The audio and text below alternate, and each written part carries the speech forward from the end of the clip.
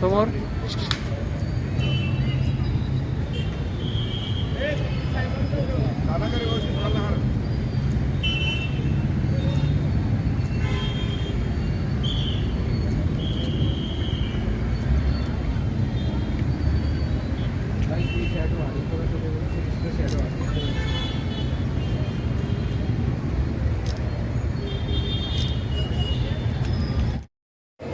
और जिनके पराक्रम से पावन हुई भूमि सातारा, वो छत्रपति, वो महाराज की ये धरती कर्मभूमि, हिंदवी स्वराज्य की राजधानी सातारा, ये सातारा छत्रपति शिवाजी महाराज के थेट 13वें वंशज राज्यसभा के खासदार छत्रपति भारतीय जनता पार्टी के लोकसभा के क्लस्टर प्रमुख खासदार धनंजय महाडिक इन सातारा जिल्ह्यासाठी खास करून सातारा शहरासाठी प्रचंड मोठा योगायोगाचा दिवस आहे। अख्ख्या देशामध्ये भारतीय जनता पार्टीच्या वतीनं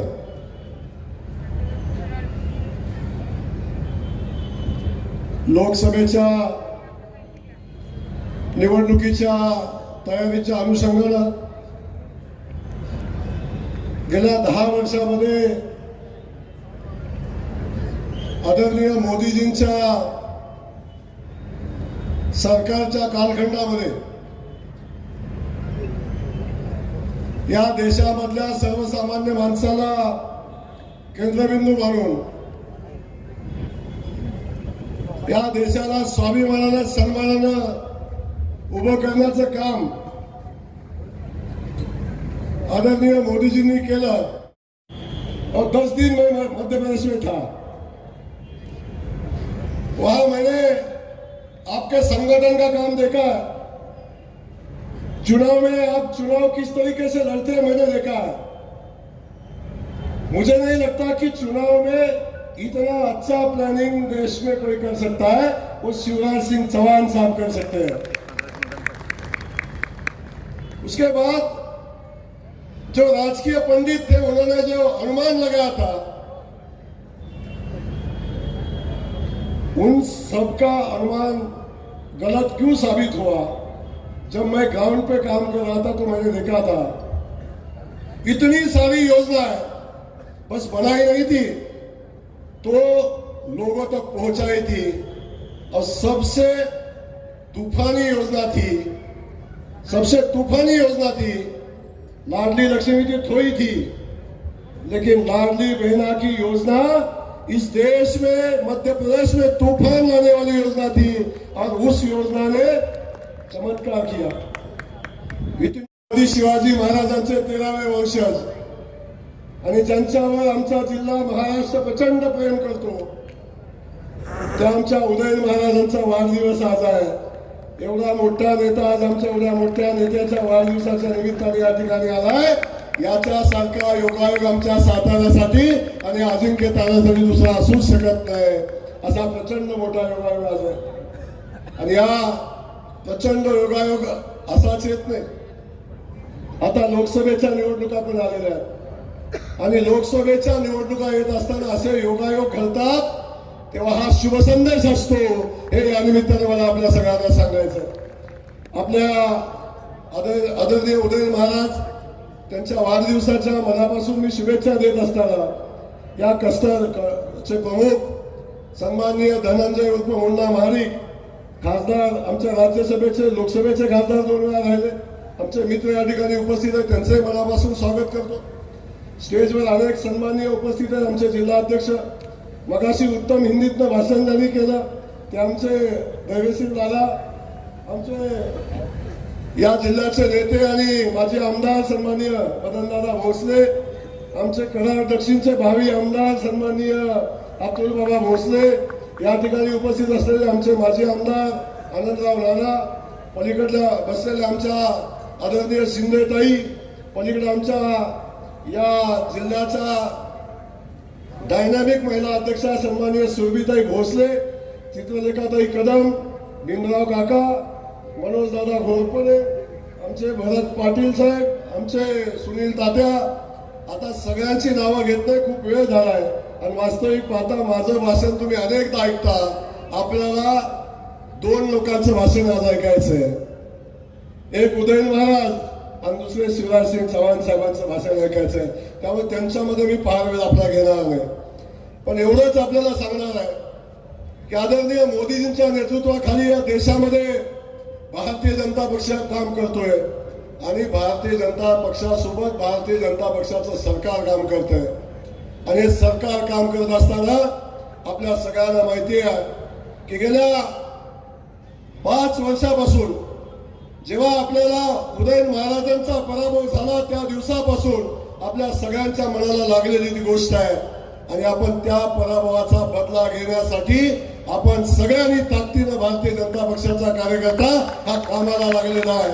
आणि मी आपल्याला खात्रीनं सांगेन शिवराजजी,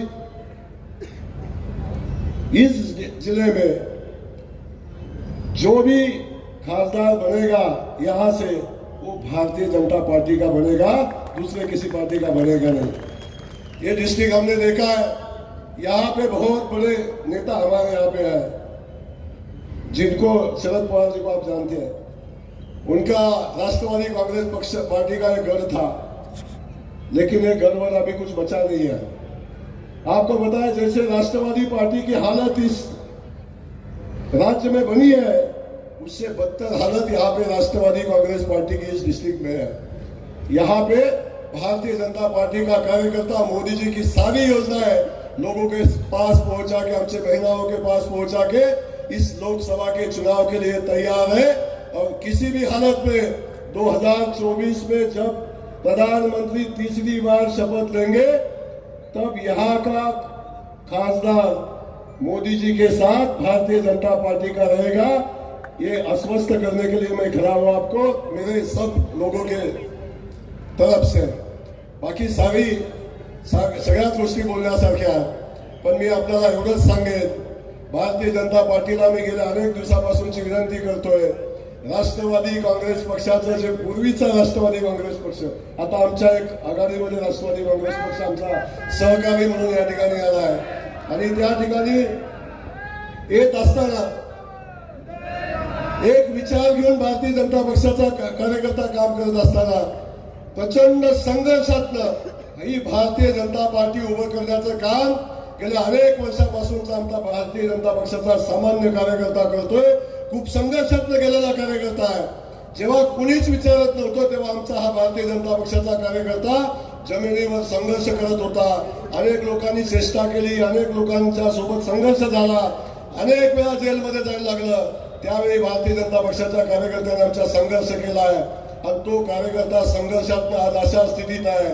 त्या कार्यकर्त्याला वाटतं की आता संधी आली की माझ्या भारतीय जनता पक्षाचा खासदार या जिल्ह्यात होईल. त्यावेळी आमची हात जोडून विनंती आहे की या जिल्ह्यातनं भारतीय जनता पक्षाचा उम्मीदवार असला पाहिजे. इस डिस्ट्रिक्ट से भारतीय जनता पार्टी का कैंडिडेट होना चाहिए. इतनी हमारी हाथ जोड़ के भारतीय जनता पार्टी के कार्यकर्ता की विनती है. आप हमारी बात हम तो पहुंचाते, लेकिन हमारी बात आप भी पहुंचाने का काम हमारी तरफ से करें, इतनी आपको विनती करता हूँ और आपको इतना ही आश्वासित करता हूँ. आप जिस काम के लिए आए, आप जहाँ जहाँ जाते हो विजयश्री आपके साथ रहती है. आप जहाँ जहाँ जाते हो बहनाएं आपके साथ रहती है. जहाँ जहाँ आप जाते हो किसान आपके साथ रहता है, युवा आपके साथ रहता है. आप सातारा में आए हो तो आपके साथ भारतीय जनता पार्टी के साथ ये सारी बहनाएं, सारे युवा, सारे किसान आपके आह्वान पे आएंगे, साथ रहिए और आएंगे. इतना आपको विश्वास देता हूँ. आपका बहुत तहे दिल से स्वागत करता हूँ और आपके भविष्य के लिए आपको बहुत बड़ी शुभकामनाएं देता हूँ. क्योंकि मैंने ऐसा लीडर, बहुत कम लीडर देखे हैं, उसमें सर आपका नाम ऊंचाई पे है, इतना मुझे पता है। इसलिए मैं आपको भविष्य के लिए शुभकामनाएं भी देता हूँ और सारी शुभकामनाएं, बाकी बची हुई सारी शुभकामनाएं, बाकी बची हुई सारी शुभकामनाएं हमारे नेता, हमारे मित्र सम्मानीय उदयन महाराज जी को देता हूँ। छत्रपति शिवाजी महाराज के वंशज है और हमारे डिस्ट्रिक्ट के युवाओं के सर के ताज है। उनको तहे दिल से शुभेच्छा, वाढदिवसाच्या शुभेच्छा देतो आणि आपलाही उत्तर आपली प्रगती होत राहो, आपल्या मनातल्या साऱ्या इच्छा पूर्ण हो, अशा पद्धतीची भावना व्यक्त करतो। आपल्या सगळ्यांना मनापासून धन्यवाद देतो। एकदा हात वर करून भारतीय जनता पार्टीला मनापासूनच्या शुभेच्छा देत असताना उदयन महाराजांना शुभेच्छा देऊया। धन्यवाद। जय हिंद, जय भारत। हम सबको मार्गदर्शन करने के लिए मंच पर उपस्थित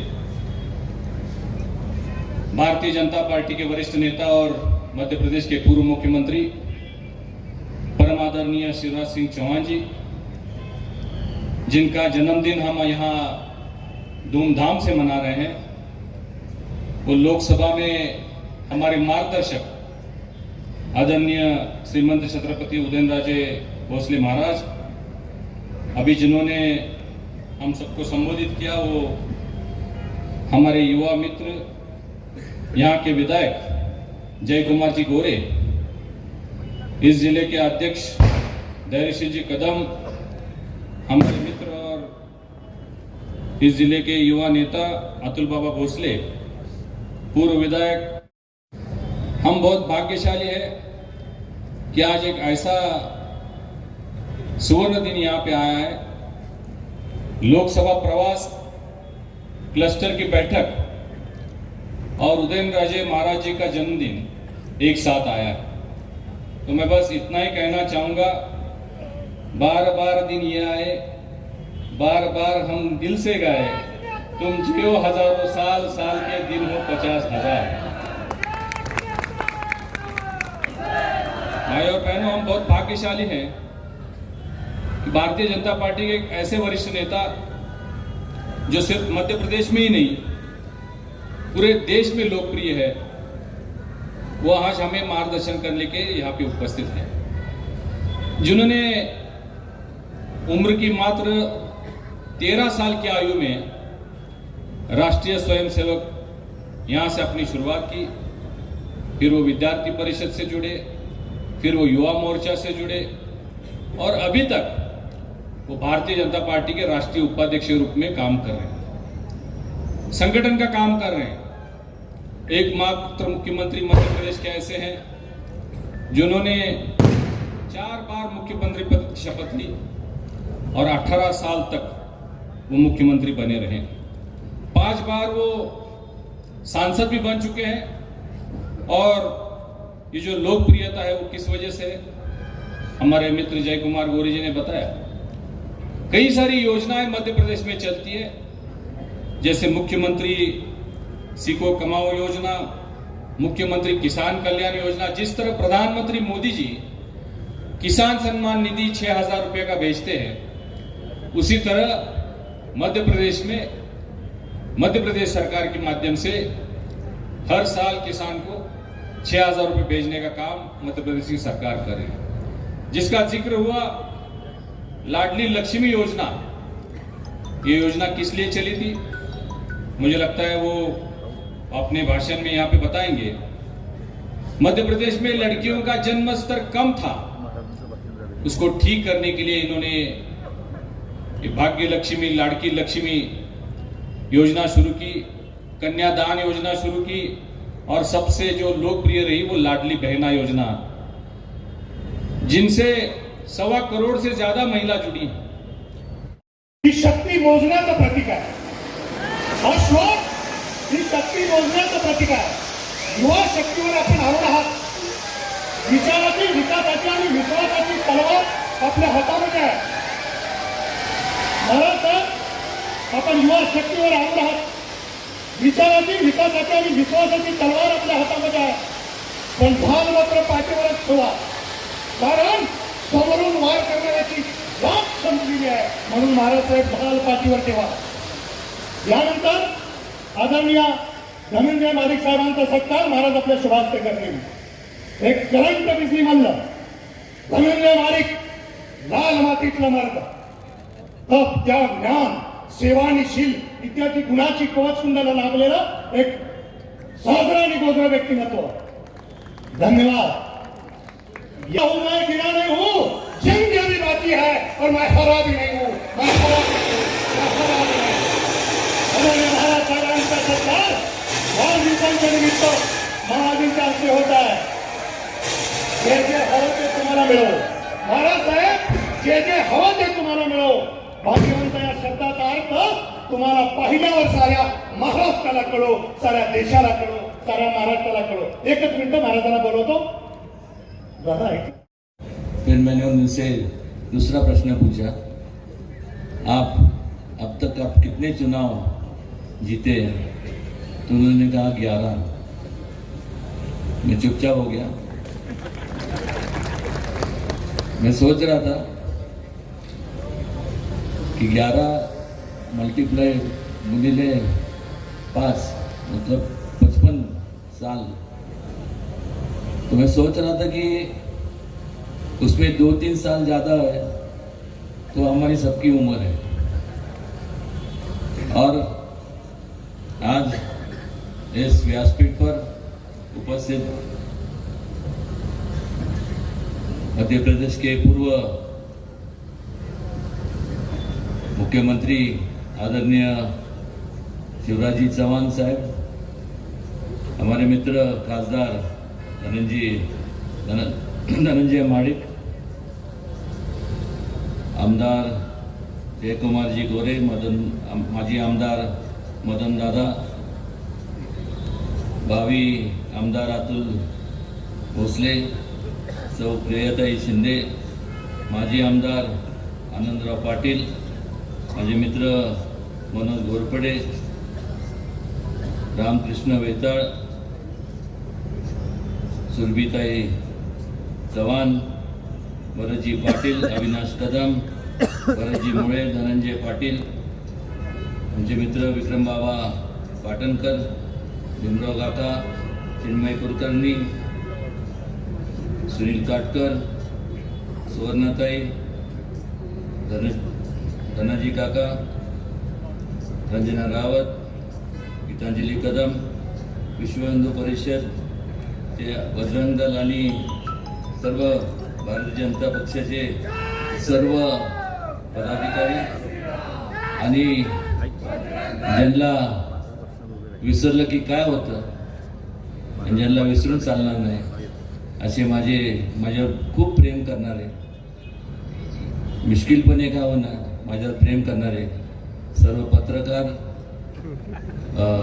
इलेक्ट्रॉनिक मीडिया आणि आपण सर्व लोकशाहीतले राजे, जे संपूर्ण जगामध्ये जे लोकांनी केलं ते छत्रपती शिवाजी महाराजांनी कधी केलं नाही. पण जे छत्रपती शिवाजी महाराजांनी केलं ते जगात कोणालाही जमलं नाही. एकमेव असा एक राजा होऊन गेला, मनाचा दिलदारपणा, पुरोगामी विचार, पराक्रम, जेवढ्या उपमा आपण देऊ त्यांना तेवढं कमीच आहे. पण सर्वात महत्वाचं म्हणजे लोकांचा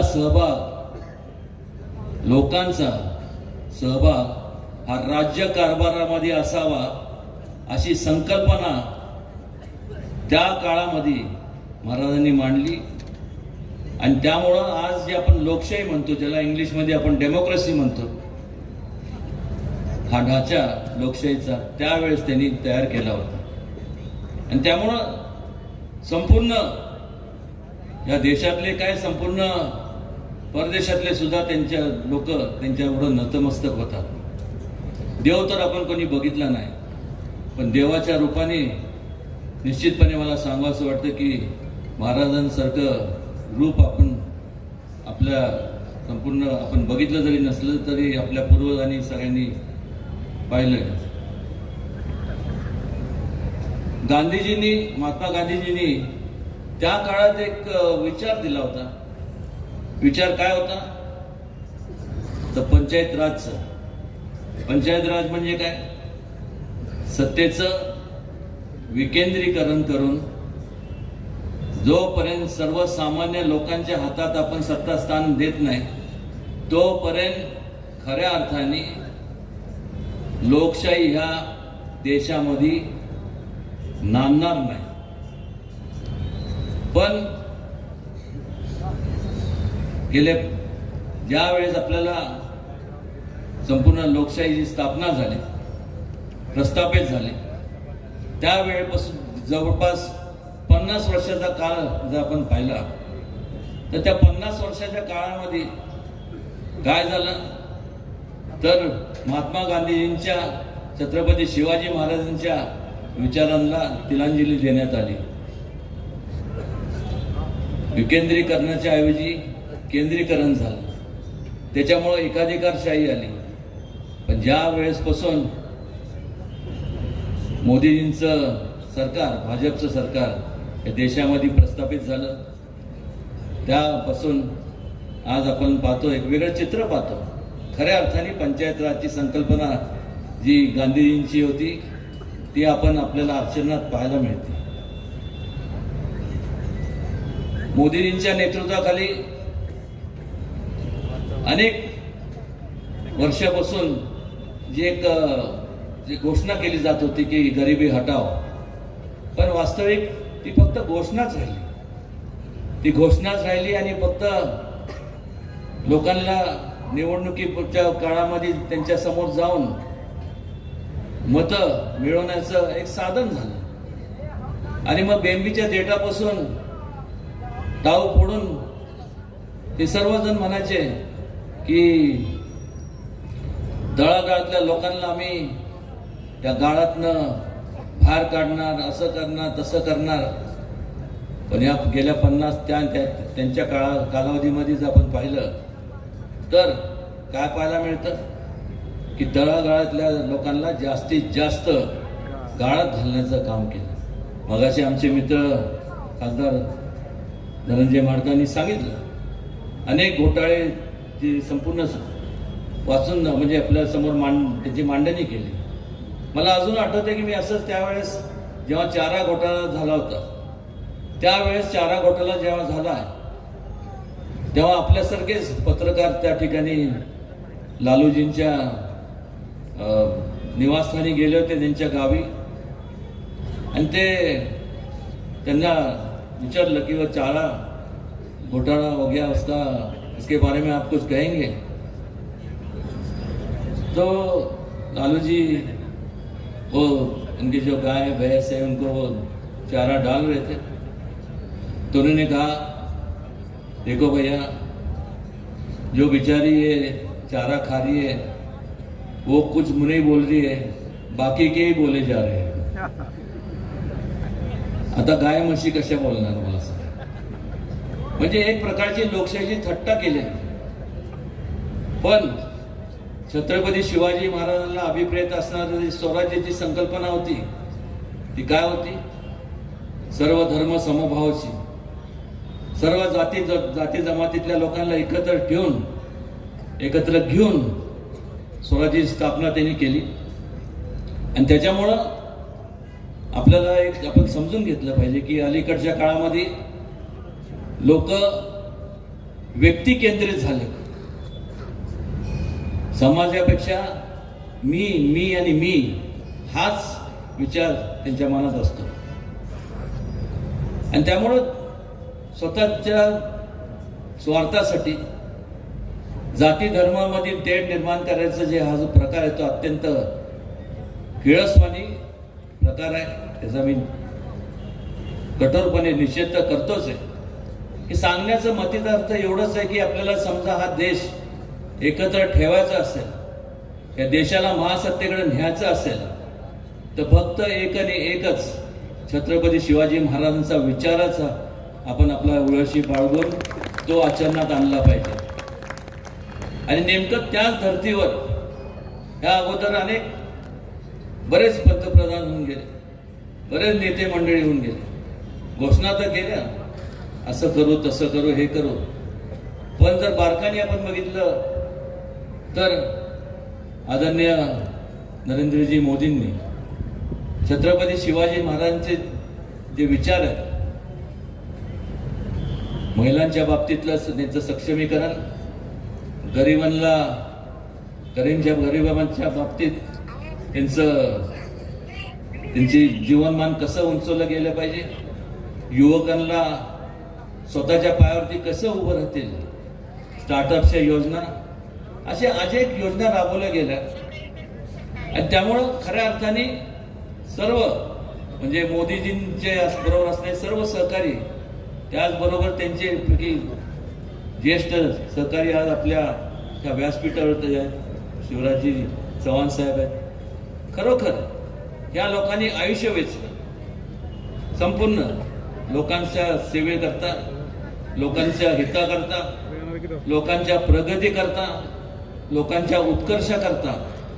आणि त्यामुळे आपण सगळ्यांनी विचार करणं गरजेचं आहे की जेवढं त्या लोकांचे जे विचार होते म्हणजे आणि भारतीय जनता पक्षाच्या विचारामध्ये फरक काय, तर त्यांचे इतरांचे जे विचार आहेत ते फक्त मत तुमचं कसं मिळेल, तुमचं मत मिळालं की त्यांचं काम झालं.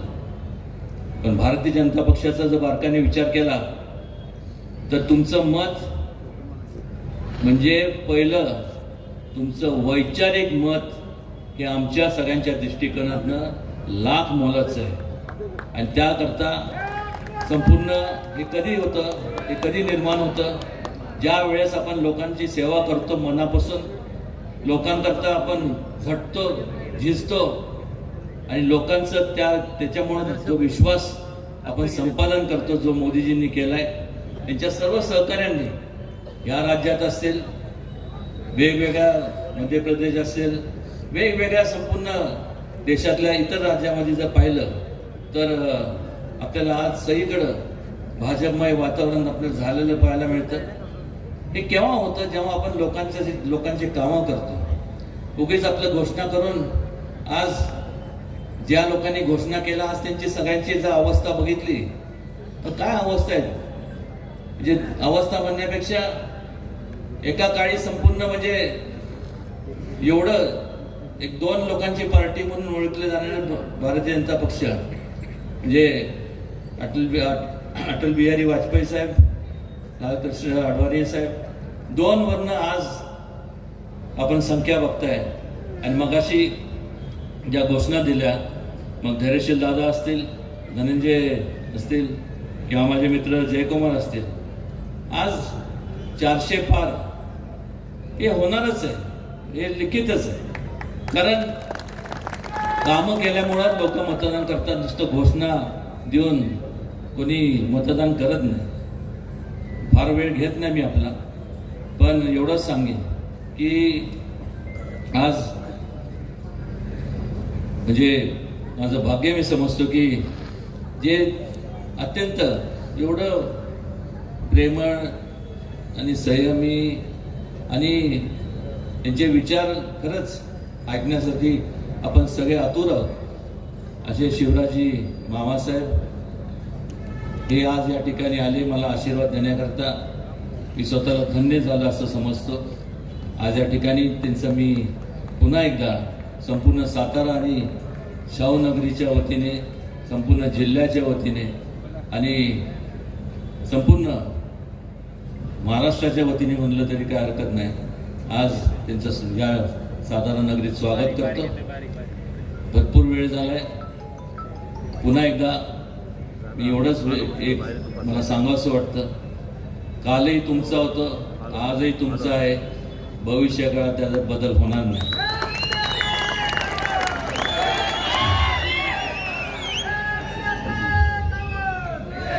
और एक चीज बताना चाहता हूँ आपको शिवराजी मामा साहब कि ये सातारा जिले में से सबसे पहले अगर कोई बीजेपी का एमएलए चुन के आया होगा तो जो अभी बात कर रहा है वही था. और ये कहते हुए मैं मेरे भाषण को पूर्ण विराम देता हूँ और मामा जी से विनती करता हूँ कि वो आके आप सबको संबोधित करें. वाटते की मी छत्रपती शिवाजी महाराजांचा एक मावळा आहे आणि मला याचा अभिमान नाही, गर्व आहे. सचमुच में इस पवित्र धरती पर आकर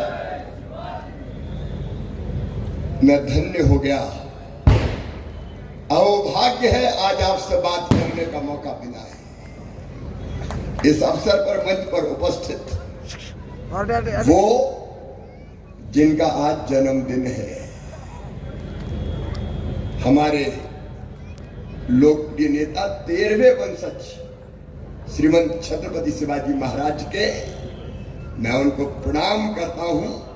आदरणीय श्रीमान उदयन राजे भोसले जी, उनको जन्मदिन की हार्दिक शुभकामनाएं, बधाइयां. वैसे तो मेरे मित्र कह चुके हैं तुम जियो हजारों साल, साल के दिन हो 50,000. आप यशस्वी हो, आप शतायु हो और यहाँ की जनता की ऐसी सेवा करें कि छत्रपति शिवाजी महाराज के सारे संकल्प पूरे होते चले जाएं. और आज मैं ही बधाई नहीं दे रहा, जैसी सुंदर चांदनी, चार चंद्र की चंचल किरणें. देखिए चंद्रमा भी जैसे आशीर्वाद की वर्षा कर रहा है अपनी चांदनी के द्वारा. हमारे मित्र खासदार राज्यसभा के जिनका भाषण हमने सुना, आदरणीय धनंजय जी महाडिक, हमारे विधायक साथी, मैं धन्यवाद देता हूं. मध्य प्रदेश आप चुनाव प्रचार के लिए आए थे. जय कुमार जी, आदरणीय मदन दास भोसले जी, अतुल जी, आदरणीय मेरे प्रिय कार्यकर्ता भाइयों बहनों और यहाँ की जनता जनार्दन को मैं दोनों हाथ जोड़ के प्रणाम करता हूं, मैं नमस्कार करता हूं. मित्रों, आज मेरा मन आनंद और प्रसन्नता से भरा हुआ है. छत्रपति शिवाजी महाराज ने जो संकल्प लिया था हिंदवी स्वराज की स्थापना की, उस संकल्प को आज कहते हुए गर्व है कि नरेंद्र मोदी जी पूर्णता की तरफ ले जा रहे हैं. आप कल्पना करके देखिए, 500 साल पहले का कलंक था. अयोध्या में भगवान श्री राम की जन्मभूमि पर विशाल और भव्य मंदिर था. मंदिर तोड़ा था बाबर ने और वहां बाबरी मस्जिद बनाई थी. तब से संघर्ष चल रहा था, तब से संघर्ष चल रहा है. एक ने कई पीढ़ियां खप गई. हम कितने नारे लगाते थे, कितने लोग ये कहते कहते बलिदान हो गए कि राम लला हम आएंगे, मंदिर वही बनाएंगे. और तब वो लोग जो भगवान राम को काल्पनिक कहते थे, भगवान राम तो हुए ही नहीं, ये तो काल्पनिक है, वहां मंदिर मत बनाओ, वहां पर टॉयलेट बना दो, ये कहने वाले लोग उस समय हमसे पूछते थे कि तारीख नहीं बताएंगे. लेकिन आज गर्व है मुझे कहते हुए कि 22 जनवरी को मोदी जी के नेतृत्व में भगवान श्री राम दिव्य और भव्य मंदिर में विराजित हो गए. एक महासंकल्प पूरा. क्या कोई सोचता था, क्या कोई सोचता था कि ऐसा पवित्र दिन भी एक दिन आएगा? मेरे मित्रों, कांग्रेस के बाकी लोगों ने कितनी बाधाएं पैदा करने की कोशिश की, एक संकल्प पूरा हुआ. कांग्रेस से मैं पूछना चाहता हूं, ये यात्रा निकाल रहे हैं, कभी न्याय यात्रा, कभी भारत जोड़ो यात्रा, जो भारत को जानते नहीं है. राहुल बाबा, राहुल गांधी को ये पता नहीं कि गेहूं की बाल ऐसी लगती है कि ऐसी लगती है. एक बार मध्य प्रदेश में कह रहे थे गन्ना, ये जो गुड़ है गन्ने के नीचे लगता है तो गन्ने के ऊपर लगता है. ये इनका ज्ञान है देश के बारे में. ये देश नहीं जानते, देश की संस्कृति नहीं जानते, परंपराएं नहीं जानते, जीवन मूल्य नहीं जानते, यहाँ के महापुरुषों को नहीं जानते. ये देश जोड़ने की बात कर रहे हैं. अरे कांग्रेस ने तो हमारे देश का इतिहास भी गलत ढंग से पढ़ाने का पाप किया है, गलत ढंग से पढ़ाने बढ़ाने का पाप किया है। आजादी के बाद तुमने क्या पढ़ाया? छत्रपति शिवाजी महाराज को नहीं पढ़ाया, महाराणा प्रताप को नहीं पढ़ाया, तुम पढ़ाते थे अकबर महान। अकबर महान हो गए, औरंगजेब के पाठ पढ़ाए जा रहे। आजादी की लड़ाई का इतिहास भी हिंदुस्तान को गलत पढ़ाने का पाप किया तो कांग्रेस ने किया। हमें पढ़ाया गया कि हिंदुस्तान को आजादी महात्मा गांधी जी ने दिलाई, पंडित जवाहरलाल नेहरू जी ने दिलाई, इंदिरा जी ने दिलाई। महात्मा गांधी जी के योगदान को कोई अस्वीकार नहीं करता। बापू विश्व बंद है, मैं उनको प्रणाम करता हूं, लेकिन कांग्रेस भूल गई नाना साहब पेशवा को, भूल गई वासुदेव बलवंत फड़के को, भूल गए तात्या टोपे को, भूल गए अमर शहीद कुंवर सिंह को, रास बिहारी बोस को, लोकमान्य तिलक को, चंद्रशेखर आजाद को, शहीद आलम सरदार भगत सिंह को, सुखदेव जी को, राजगुरु को, नेताजी सुभाष चंद्र बोस को। अरे उनकी समाधि पे एक दिया भी नहीं, जिनके लहू से मिली थी आजादी वतन, और जगमगा रहे हैं मकबरे उनके जो बेचा करते थे शहीदों के कफन। आजादी के इतिहास तुमने गलत पढ़ाया हिंदुस्तान को। और देश को तोड़ने वाले कौन थे? इस महान भारत को तोड़ा कौन ने? मेरे भाई और बहनों, सतारा वालों, जल्दी सत्ता प्राप्त करने की चाह में पंडित जवाहरलाल नेहरू जी ने देश का विभाजन स्वीकार करने का पाप किया था। आजादी तो मिली, लेकिन अखंड भारत नहीं मिला। भारत तोड़ दिया गया, भारत बांट दिया गया। मेरा मन तकलीफ और दर्द से भर जाता है। अरे इस भारत में भगवान राम के पुत्र लव द्वारा बसाया हुआ लाहौर कहाँ है? पंचनद का प्यारा पंजाब केवल 2 नदियों का पंजाब बन के रह गया। कहाँ है रावी, कहाँ है सतलज, कहाँ है झेलम, कहाँ है ब्यास, कहाँ है चिनाव, कहाँ है ननकाना साहब, कहाँ है नरकाना साहब, कहाँ है मलमलवाला ढाका, कहाँ है हिंगलाज और कहाँ है रावलपिंडी? ये पाप किया कांग्रेस के मित्रों तो तुमने किया। आज तुम भारत जोड़ो यात्रा निकाल रहे हो। कश्मीर में धारा 370 किसने लगाई? पंडित जवाहरलाल नेहरू जी ने। एक देश में 2 निशान, 2 विधान, 2 प्रधान की व्यवस्था कौन ने की थी? कश्मीर को हमेशा के लिए अशांत कौन ने किया था? कांग्रेस ने। आज मैं अपने प्रधानमंत्री श्रीमान नरेंद्र मोदी जी को हृदय से धन्यवाद देना चाहता हूं। 2019 में जैसे ही पूर्ण बहुमत मिला, कश्मीर से धारा 370 समाप्त कर दी गई। कितनी बातें होती थी कश्मीर में। धारा 370 को छेड़ मत देना, आग लग जाएगी, खून की नदियां बह जाएगी। धनंजय जी बैठे पार्लियामेंट में थे उस समय। अमित शाह धारा 370 समाप्त करने का विधेयक लाए, आधा घंटे में धारा 370 समाप्त। अरे खून की नदियां छोड़ दो, एक पत्ता तक नहीं हिला, एक पत्ता तक। और आज कश्मीर भी शांति का टापू बना है। मेरे बहनों और भाइयों, एक वैभवशाली भारत, एक गौरवशाली भारत, एक संपन्न भारत, एक समृद्ध भारत, एक शक्तिशाली भारत और एक विकसित भारत का निर्माण हो रहा है तो नरेंद्र मोदी जी के नेतृत्व में हो रहा है। कांग्रेस कौन सी बात करती है? मेरे बहन और भाई, मुझे याद है वो दृश्य जब छत्रपति शिवाजी महाराज के सामने युद्ध जीत के एक बहन लेके आई गई थी तो उन्होंने सम्मान करते हुए कहा था, काश मेरी मां भी इतनी सुंदर होती। उस बात को अगर आगे बढ़ाने का काम किया है, मां बहन और बेटियों का सम्मान तो कांग्रेस ने नहीं किया, भारतीय जनता पार्टी की सरकार ने किया है। मध्य प्रदेश के जैसे राज्य में मेरी बहनें बैठी है, हमने सबसे पहले तय किया कि कोई अगर बहन और विशेषकर बेटियों के साथ गलत हरकत करने की कोशिश करेगा तो सीधा फांसी के फंदे पर चढ़ा दिया जाएगा, फांसी की सजा का प्रावधान है। अब यह बातचीत हो रही थी, प्रधानमंत्री नरेंद्र मोदी जी ने मेरी बहनों ऐतिहासिक विधेयक पारित किया, नारी शक्ति वंदन अधिनियम। और मेरी बहनों, कांग्रेस ने नहीं, इंडिया गठबंधन ने नहीं, नरेंद्र मोदी और भारतीय जनता पार्टी ने 33% आरक्षण लोकसभा और विधानसभा में देने का पुण्य कार्य किया है।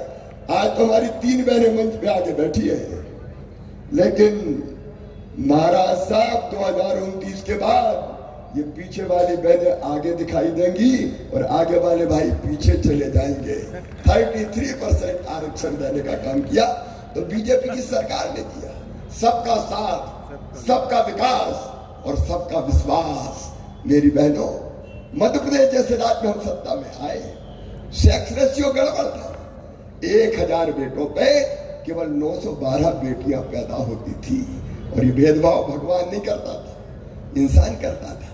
बेटा आए तो स्वागत किया जाए, बधाइयां गाई जाए, और बेटी अगर आई तो मैया का चेहरा भी उतर जाए, जैसे बेटी नहीं हो गई हो, आफत हो गई हो।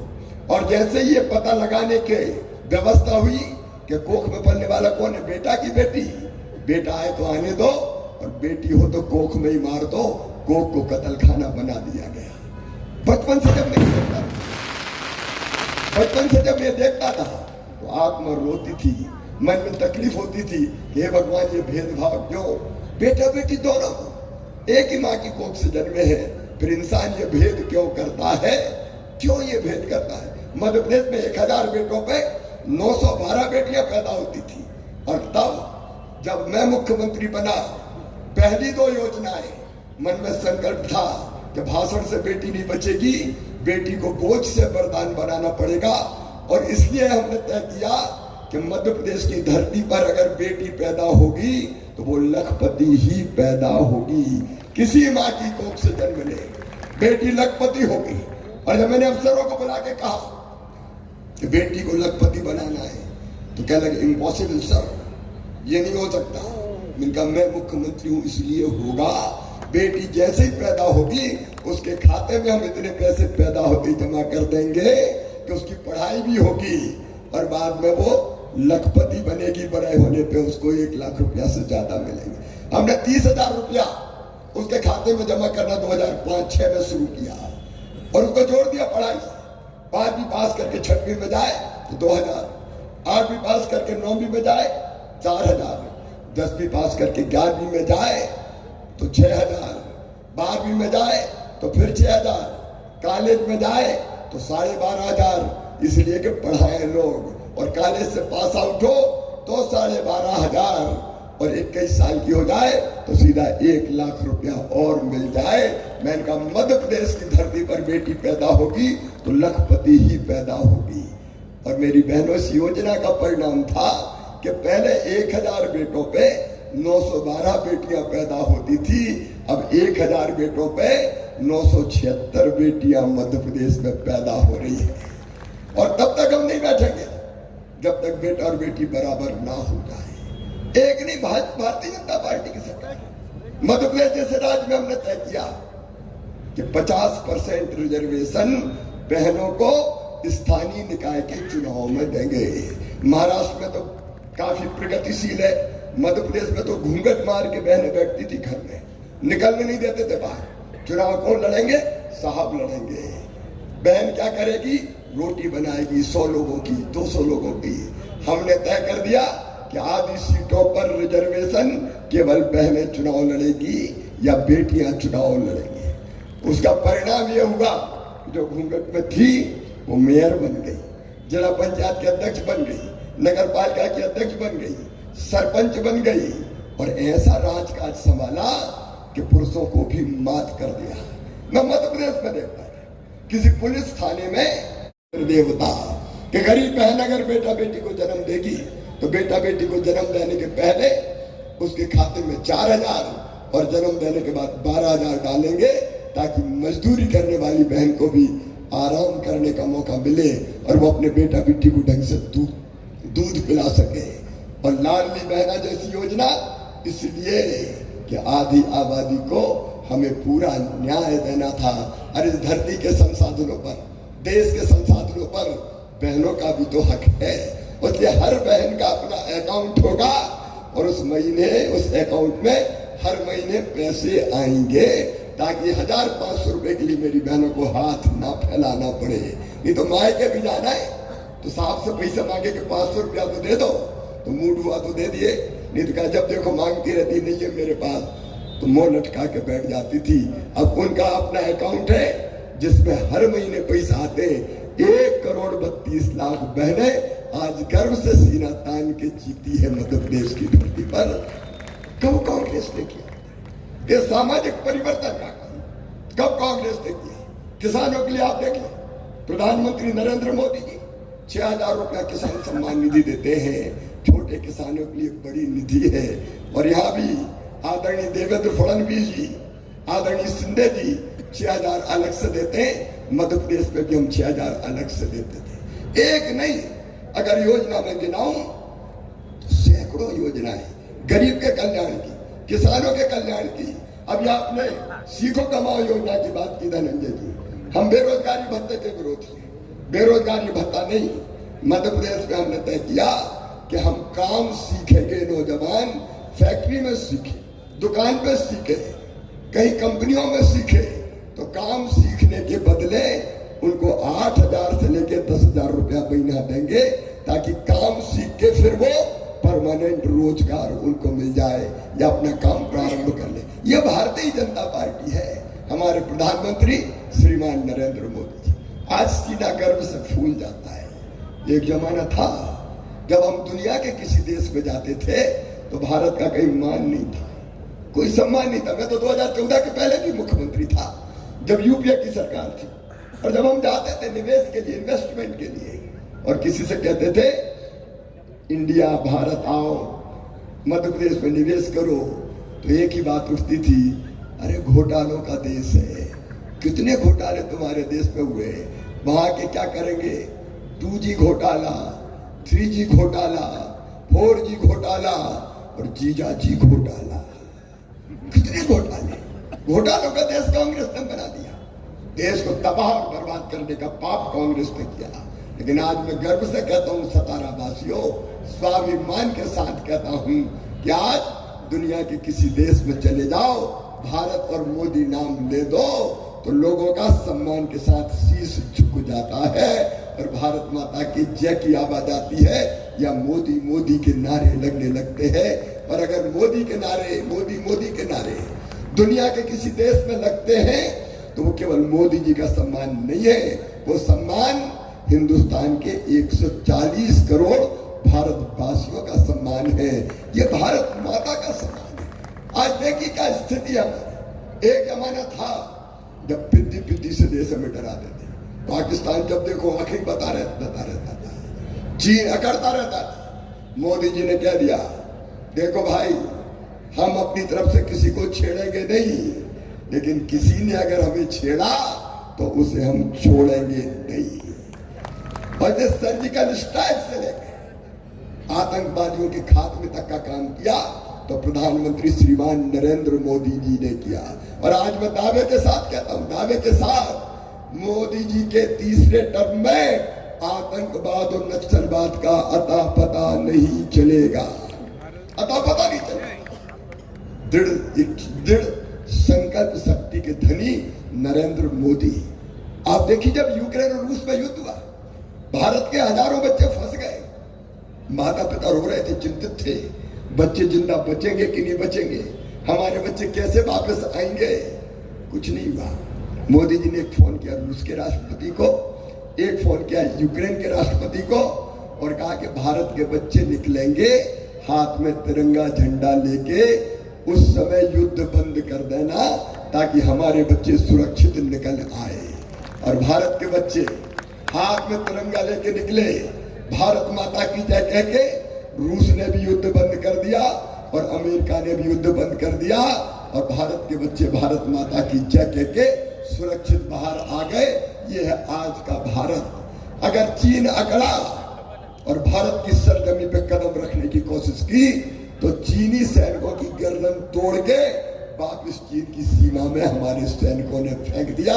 ये है आज का भारत। ये है आज का भारत कि एक तरफ रूस हो, दूसरी तरफ अमेरिका हो, दोनों बराबर की दोस्ती चाहते हैं। बिना मोदी के दुनिया चल नहीं सकती। और आज मैं कह रहा हूं, इस दायित्व से कह रहा हूं, सतारा की इस पवित्र धरती से ये उद्घोषित कर रहा हूं, नरेंद्र मोदी जी के नेतृत्व में भारत विश्व गुरु बनेगा और दुनिया का नेतृत्व करेगा। ये होगा, कोई रोक नहीं सकता। और ये स्वामी विवेकानंद ने कहा था, याद करो 100 साल पहले, 100 साल से ज्यादा हो गए, तब उन्होंने कहा था सुदीर्घ रजनी समाप्त हुई जान पड़ती है, महानिशा का अंत निकट है।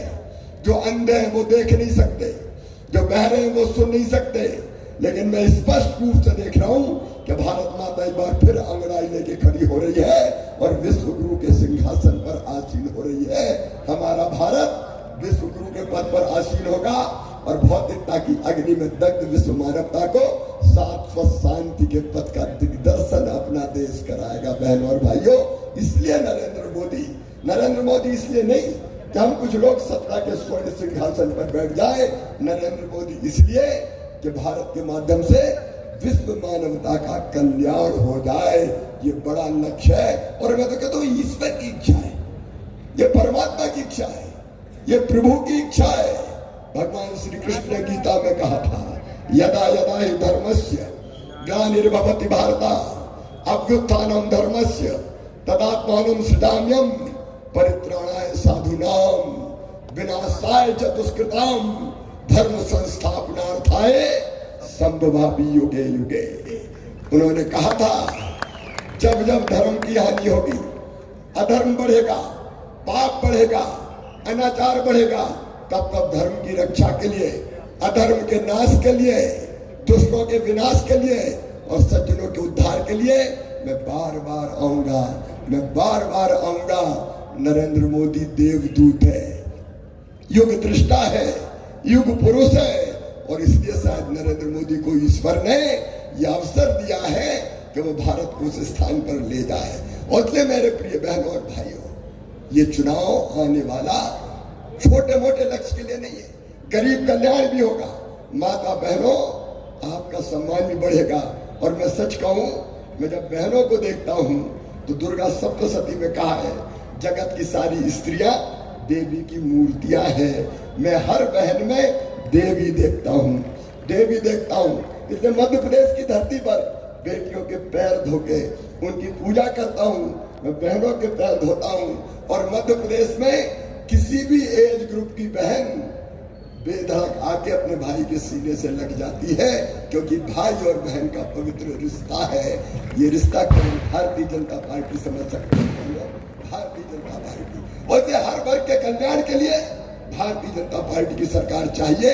और प्रधानमंत्री जी ने जो आह्वान किया है, अकेले बीजेपी 370 सीट, क्योंकि धारा 370 हटी है और राम मंदिर बना है और दिव्य और भव्य मंदिर में रामलला विराजे, इसलिए एनडीए 400 पार होना चाहिए, 400 पार। और इसलिए सतारा वासियों, एक दिव्य और भव्य भारत के निर्माण के लिए, एक विकसित भारत के निर्माण के लिए मैं आज अपील करने आया हूं, कोई चूक ना हो जाए। कार्यकर्ताओं की भावनाओं से मैं परिचित कराने का काम करूंगा, लेकिन आपसे भी कोई चूक ना हो जाए। सतारा से धूमधाम से मोदी जी को प्रधानमंत्री वाला सांसद जीतना चाहिए। बोलो, जीतेगा कि नहीं? इतने लोग बैठे हैं, जहां तक देखो नजर जा रही है, जन समुद्र है, इतने धीरे कहने से काम नहीं चलेगा।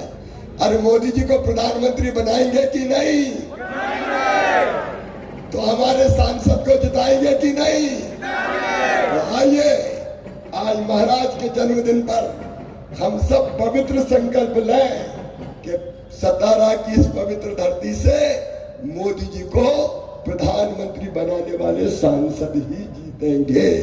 बताओ, ये संकल्प लेने के लिए तैयार हैं?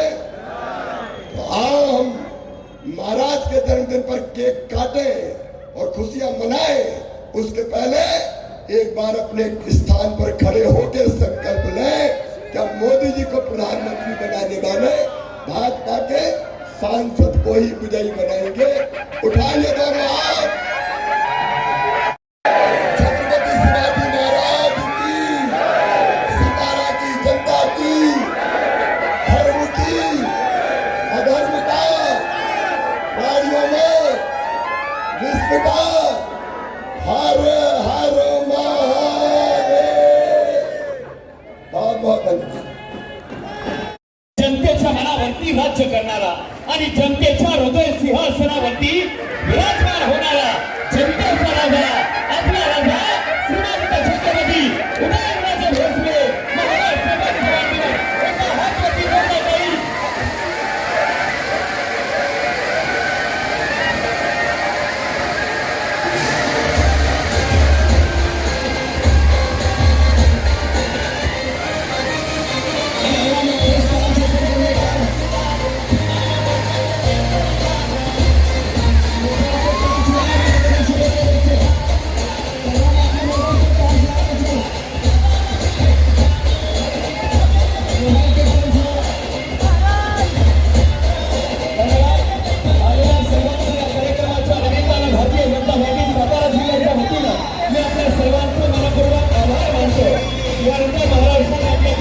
शुभेच्छा दिल्या त्यांना विनंती चला खाली, ज्यांनी शुभेच्छा दिल्या त्यांनी खाली चला। अरे सगळ्यांना संधी द्या, चला वर या। धन्यवाद धन्यवाद। चला पहिला खाली या, चला खाली या। अभिनंदन। पंकज दादा, पंकज